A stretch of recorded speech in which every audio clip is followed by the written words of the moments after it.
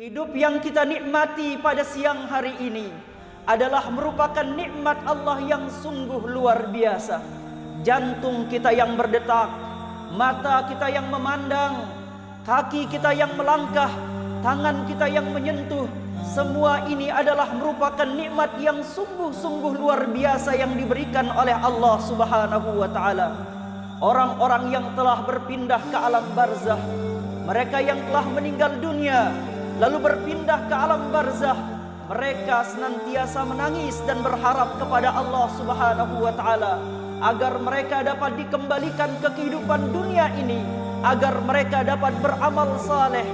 Dalam satu ayat Allah Subhanahu wa taala menyebutkan, hatta idza jaa ahadahumul maut qala rabbirji'un.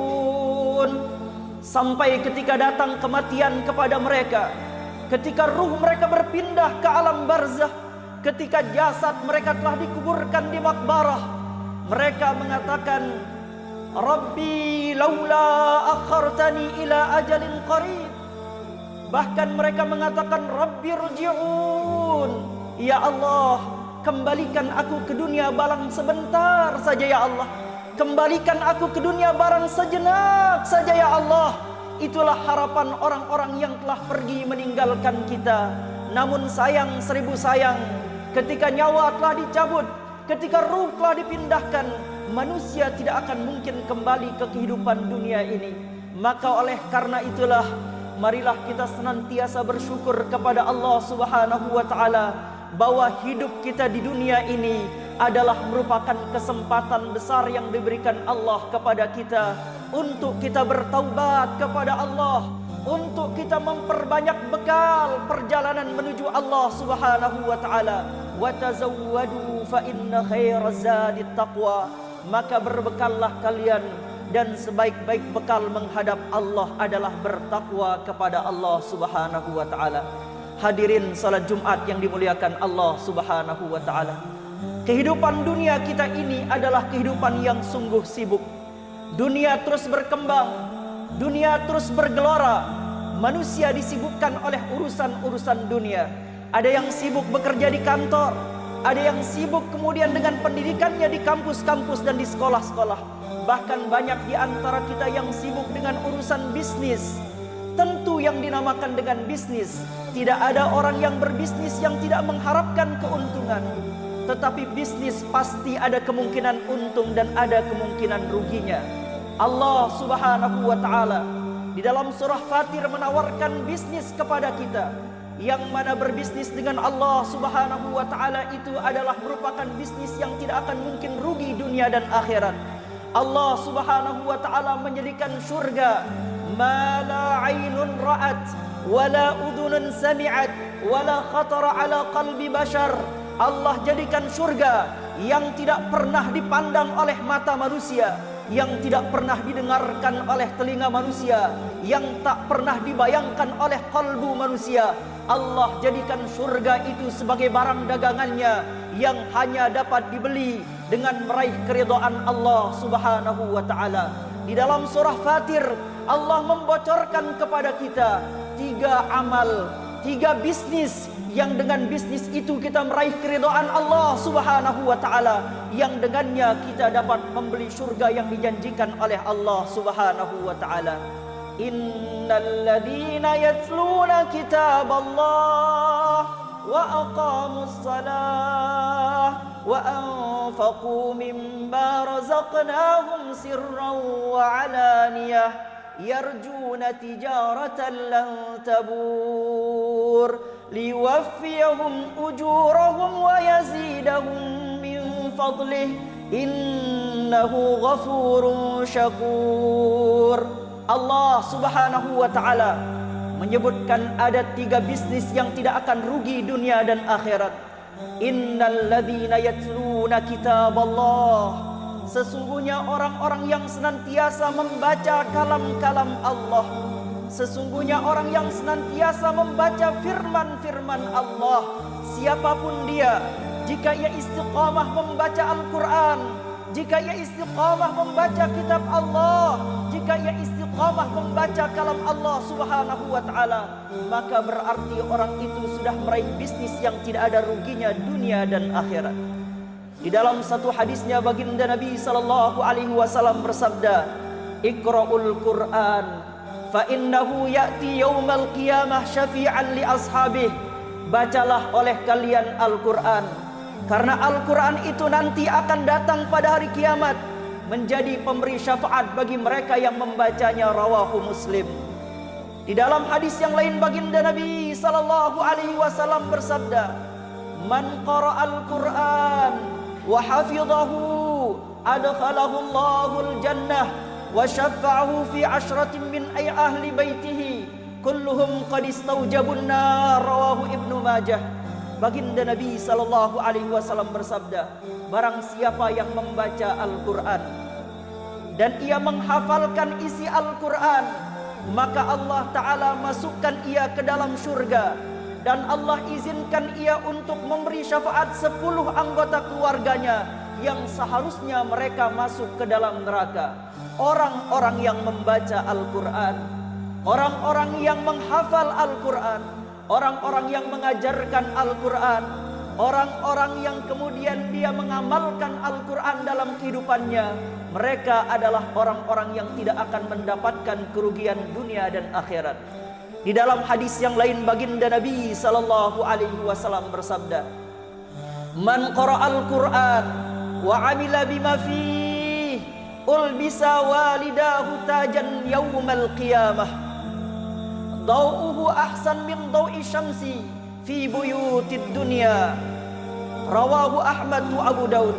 Baginda Nabi sallallahu alaihi wasallam menyebutkan, siapa yang membaca Al-Qur'an lalu ia mengamalkan isi Al-Qur'an, maka nanti Allah taala akan pakaikan kedua orang tuanya mahkota pada hari kiamat. Yang mana mahkota yang dipakaikan pada kedua orang tuanya itu cahayanya lebih indah daripada cahaya matahari, cahayanya lebih terang daripada cahaya matahari yang kita pandang dari rumah-rumah kita di dunia.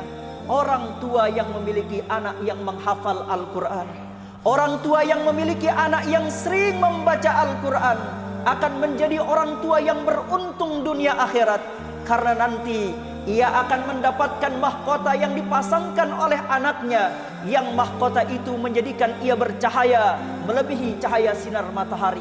Bahkan nanti ia akan mendapatkan syafaat dari anaknya yang di dunia sering membaca Al-Qur'an, apalagi jika anaknya itu mampu untuk menghafal Al-Qur'an. Karena Al-Qur'an adalah merupakan kalam Allah. Al-Qur'an itu turun dari Allah, zat yang maha mulia, diturunkan melalui perantaraan malaikat Jibril. Lalu Allah taala jadikan malaikat Jibril sebagai malaikat yang paling mulia. Allah turunkan Al-Qur'an kepada baginda Nabi besar Muhammad sallallahu alaihi wasallam. Allah jadikan Nabi Muhammad sallallahu alaihi wasallam sebagai makhluk Allah yang paling mulia. Allah Subhanahu wa taala menurunkan Al-Qur'an kepada umat baginda Nabi Muhammad sallallahu alaihi wasallam. Allah jadikan umat baginda Nabi sebagai khairu ummah. Allah jadikan umat Nabi sebagai sebaik-baik umat dan menjadi umat yang paling mulia. Allah Ta'ala pilih bulan Ramadan sebagai bulan diturunkannya Al-Quran, maka bulan Ramadan menjadi bulan yang paling mulia. Allah Ta'ala pilih satu malam yang dinamakan dengan malam Lailatul Qadar, di mana Allah Ta'ala menurunkan Al-Quran dari Lauhil Mahfuz ke Baitul Izzah, maka Allah Ta'ala jadikan Lailatul Qadar sebagai malam yang paling mulia.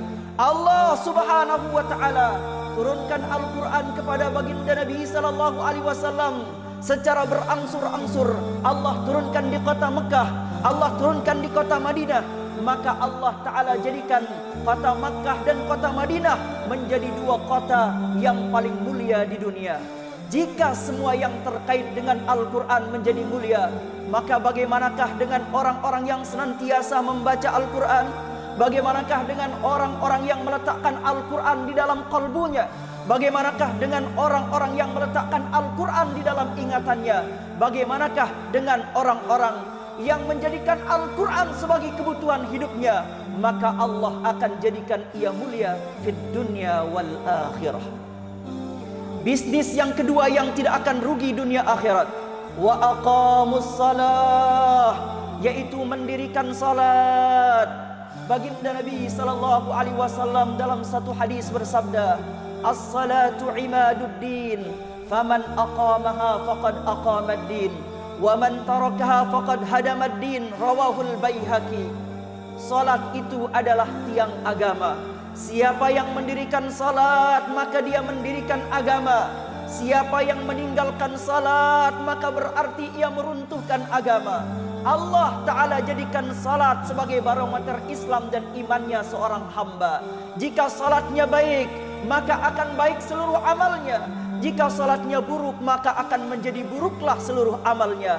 Awwalu ma yuhasabu bihil abdu yawmal qiyamati salah.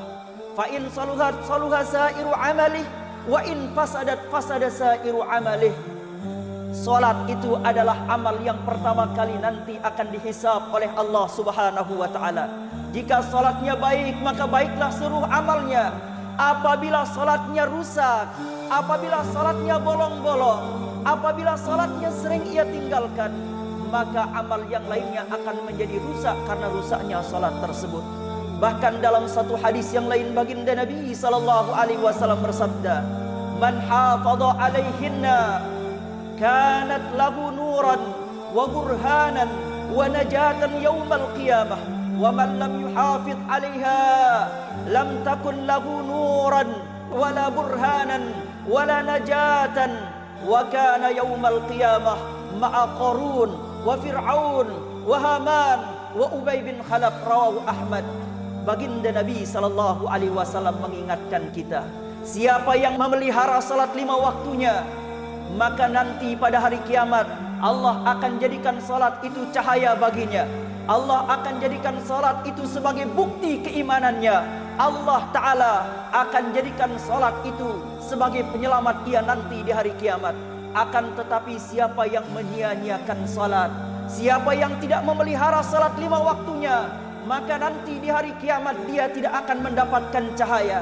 Di hari kiamat dia tidak memiliki bukti keimanannya. Di hari kiamat dia tidak akan ada penyelamat yang menyelamatkan dia dari dahsyatnya hari kiamat nanti. Dan ia nanti pada hari kiamat itu akan dibangkitkan. Ia bersama barisan Fir'aun. Ia akan dibangkitkan bersama Qarun. Ia akan dibangkitkan dengan Fir'aun. Ia akan dibangkitkan bersama Haman. Dan ia akan dibangkitkan bersama Ubay bin Khalaf. Itulah azab yang Allah Ta'ala berikan pada mereka-mereka yang menyia-nyiakan salat. Karena sesungguhnya salat itu adalah sesuatu yang luar biasa, yang dijadikan sebagai ukuran iman dan Islamnya seorang hamba. Di dalam hadis yang lain, baginda Nabi sallallahu alaihi wasallam bersabda, "Man taraka salatan maktubah muta'ammidan faqad bari'at minhu dhimmatullah." Rawahu Ahmad. Siapa yang meninggalkan salat 5 waktunya dengan sengaja ia tinggalkan, ia sia-siakan salat 5 waktunya, maka sungguh ia telah lepas dari jaminan Allah Subhanahu wa ta'ala, wal iyazubillah. Hadirin salat Jumat yang dimuliakan Allah Subhanahu wa ta'ala, bahkan Allah Subhanahu wa ta'ala menciptakan satu neraka khusus, yang mana neraka itu dinamakan dengan neraka Saqar. Di dalam satu ayat Allah Subhanahu wa ta'ala menjelaskan, "Ma salakakum fi saqar." Nanti ada begitu banyak manusia yang masuk ke dalam neraka Saqar. Lalu mereka yang masuk ke dalam neraka Saqar itu ditanya, "Ma salakakum fi saqar?" Apa yang menyebabkan kalian masuk ke dalam neraka Saqar? Lalu mereka menjawab, "Qalu lam naku minal musallin." Mereka menjawab, dulu di dunia kami tidak melaksanakan salat 5 waktu kami. Kami dulu melalaikan salat 5 waktu kami. Masjid dekat dari rumah kami, telinga kami mampu mendengarkan suara azan, tapi tidak tergetar hati kami untuk melaksanakan salat. Walam nakun nut'imul miskin, kami tidak memberi makan orang miskin. Wa kunna nakhudu ma'al khaidin, kami duduk bersama orang-orang yang menyia-nyiakan waktu. Wa kunna nukadzibu biyaumiddin, dan kami tidak percaya adanya hari pembalasan.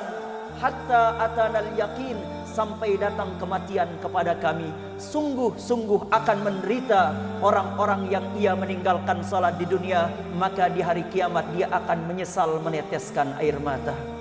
Amal ketiga, bisnis ketiga yang tidak akan rugi dunia akhirat, wa anfaqu mimma razaqnahum sirran wa alaniyah. Orang-orang yang menginfakkan hartanya baik secara sembunyi-sembunyi atau terang-terangan, maka berarti orang itu telah melaksanakan bisnis yang tiada ruginya.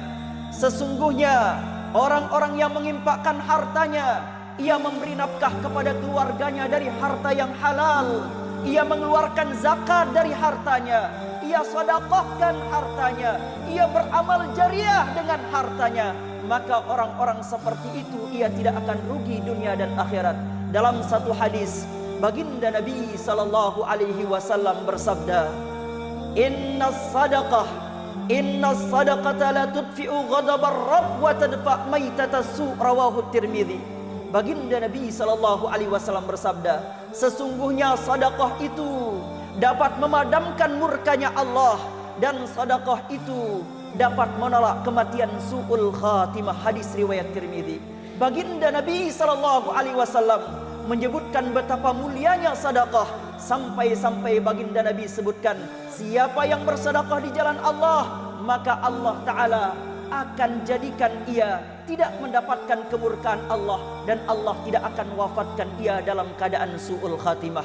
Bahkan andai kita mendengarkan suara orang-orang yang berada di alam barzah, orang-orang yang berada di alam barzah memohon kepada Allah Subhanahu wa taala, fayaqul Rabbi laula akhartani ila ajalin qarib fa asaddaqa wa akum minas salihin. Orang-orang yang berada di alam barzah memohon kepada Allah, ya Allah, tunda sejenak saja kematianku ya Allah, kalau bisa kembalikan aku ke dunia sebentar saja ya Allah.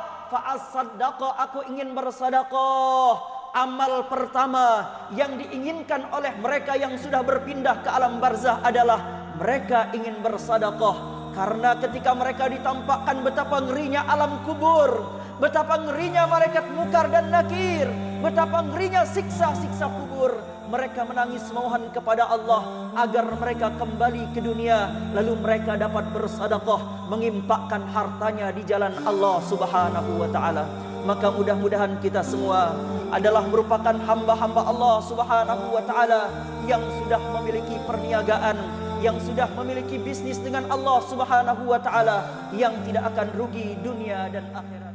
Allah